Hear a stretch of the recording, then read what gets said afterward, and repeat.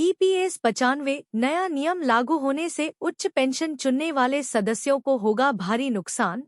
जाने विस्तार में ईपीएस 95 कर्मचारी पेंशन योजना के सदस्यों को कड़ी टक्कर मिलने की संभावना है। मीडिया रिपोर्टों से पता चला है कि यूपीएफओ उच्च पेंशन गणना के लिए नए नियमों पर विचार कर रहा है। अगर प्रोराटा गणना पर आधारित नियमों को लागू किया जाता है तो ईपीएस 95 सदस्यों की पेंशन में 30 से 40% की कटौती की जा सकती है। श्रम एवं रोजगार प्रैक्टिस प्रमुख पीवी मूर्ति ने पुष्टि की कि अधिक पेंशन का विकल्प चुनने वाले कर्मचारियों की सेवा अवधि को 2 हिस्सों में बांटा गया है।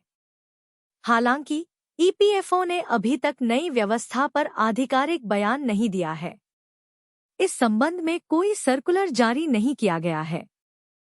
उच्च ईपीएस पेंशनर्स को लगेगा बड़ा झटका। उच्च ईपीएस पेंशन के लिए प्रोराटा गणना मुख्य रूप से उन सदस्यों को प्रभावित करेगी जो अभी भी 1 सितंबर 2014 को या उसके बाद काम कर रहे हैं या सेवानिवृत्त हुए हैं। औसत पेंशन योग्य वेतन की गणना के लिए कर्मचारियों की सेवा अवधि को 2 भागों में बांटा जाएगा। पहला भाग 16 नवंबर 1995 ईपीएस 95 के लागू होने की तारीख से 31 अगस्त 2014 तक की अवधि को कवर करेगा, जबकि दूसरा भाग 1 सितंबर 2014 से सेवानिवृत्ति की तारीख तक का होगा। जबकि पहले भाग के दौरान पेंशन की गणना करते समय पिछले 60 महीनों के औसत वेतन को ध्यान में रखा जाएगा। पिछले 60 महीनों का औसत वेतन या 1 सितंबर 2014 से सेवानिवृत्ति की तारीख तक औसत वेतन, यदि सेवानिवृत्ति की तारीख 31 अगस्त 2019 से पहले है।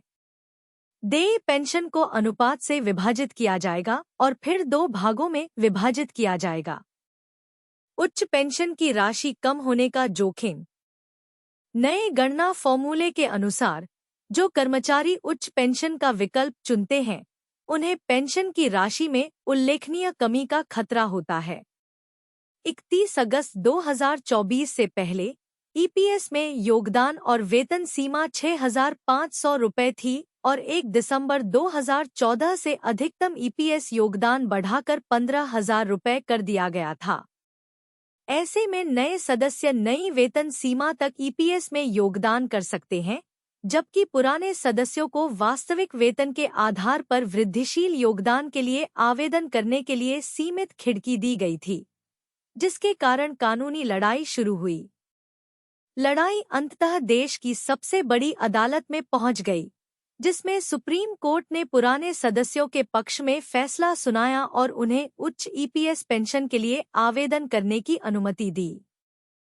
हालांकि प्रोराटा कैलकुलेशन नियम से पेंशन की राशि में कमी आने की संभावना है, क्योंकि सितंबर 2014 से पहले वेतन कम है।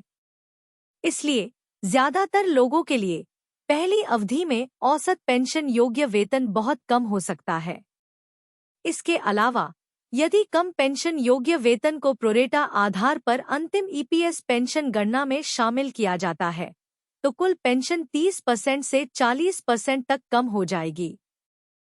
डिस्क्लेमर: म्यूचुअल फंड और शेयर बाजार में निवेश जोखिम पर आधारित होता है। शेयर बाजार में निवेश करने से पहले अपने वित्तीय सलाहकार से सलाह जरूर लें।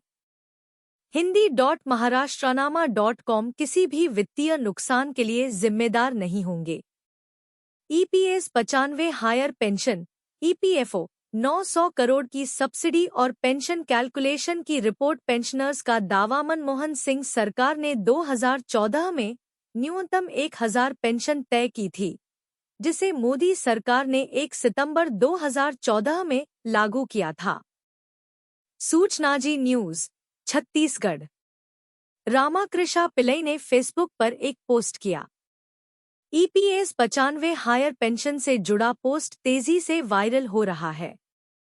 पेंशन कैलकुलेशन पर आधारित पोस्ट को काफी पसंद किया जा रहा है।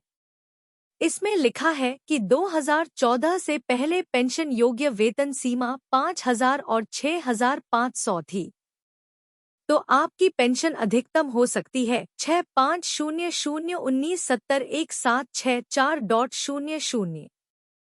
यह 19 साल की पेंशन योग्य सेवा के लिए है। 20141995 19 साल। यह मोदी सरकार ही है जिसने पेंशन योग्य वेतन को 15,000 कर दिया। 1 सितंबर 2014 इसके अनुसार पेंशन भी बढ़ेगी। सुप्रीम कोर्ट के निर्णय के अनुसार 1 सितंबर 2014 से पहले सेवानिवृत्त लोग अब उच्च पेंशन पाने और उच्च पेंशन पाने के हकदार नहीं हैं। निर्णय के पैरा 44 वी का उल्लेख करें। चूंकि वे ईपीएस के सदस्य होना बंद कर देते हैं, वे अब विकल्प का उपयोग करने और उच्च पेंशन प्राप्त करने के हकदार नहीं हैं। यह मेरे लिए उचित निर्णय लगता है। मैं इस बात से सहमत नहीं हूं कि एक व्यक्ति जो अगस्त 2014 या उससे पहले सेवानिवृत्त हो गया था, वह 2022 या 2099 में जीवित है तो वह विकल्प इस्तेमाल कर सकता है। हालांकि सेवा में रहते हुए कोशिश करने वालों को लाभ मिलता रहेगा, बशर्ते वह योजना के पैरा 11(4) के अनुसार फिर से एक्सरसाइज करने का विकल्प चुनें। हालांकि निर्णय में दिए गए कारण के लिए सुप्रीम कोर्ट ने उन लोगों को अनुमति दी जो निर्णय की तारीख तक सेवानिवृत्त हो गए हैं और बाद में समय सीमा के भीतर विकल्प का उपयोग करने और उच्च पेंशन प्राप्त करने के लिए संविधान के अनुच्छेद 132 के तहत अपनी निहित शक्ति का प्रयोग करके सुप्रीम कोर्ट द्वारा एक विशेष मामले के रूप में इसकी अनुमति दी गई है। मैं इससे पूरी तरह सहमत नहीं हूं, लेकिन हम एससी के कानून आदेशों का सम्मान करते हैं। सरकार की इसमें कोई भूमिका नहीं है। ईपीएस न्यूनतम पेंशन के लिए 900+ करोड़ की सब्सिडी। पेंशनर्स ने लिखा, मनमोहन सिंह सरकार ने 2014 में न्यूनतम 1,000 पेंशन तय की थी, जिसे मोदी सरकार ने 1 सितंबर 2014 में लागू किया था। इससे पहले कि हम बहुत कम पेंशन प्राप्त कर रहे हैं, कम पेंशन योग्य वेतन और पेंशन योग्य सेवा के कारण 1,000 से कम ईपीएस न्यूनतम पेंशन के समर्थन के लिए सरकार सालाना 900+ करोड़ की सब्सिडी प्रदान कर रही है। न्यूनतम पेंशन बढ़ाने के लिए कोई वैधानिक दायित्व नहीं था। याद रखें कि ईपीएस बचत कम पेंशन योजना है और आपकी पेंशन फंड में आपके कुल योगदान पर निर्भर करती है। ईपीएफओ आपके फंड मैनेजर के साथ। वैसे कृपया मुझे बताएं कि आपने अपनी सेवानिवृत्ति तक ईपीएस में कितना योगदान दिया। जब आप रिटायर हुए थे और रिटायर होने के समय आपकी सैलरी कितनी थी। आपके वाद विवाद से ऐसा लगता है कि आपने ईपीएस में लाखों योगदान दिए और आपको थोड़ा सा रिटर्न मिल रहा है। क्या आप जानते हैं कि आपका योगदान सरकार के साथ नहीं है, यह ईपीएफओ आपके फंड मैनेजर के साथ है। वे उस पैसे को स्ट्रांग रूम में नहीं रख रहे हैं।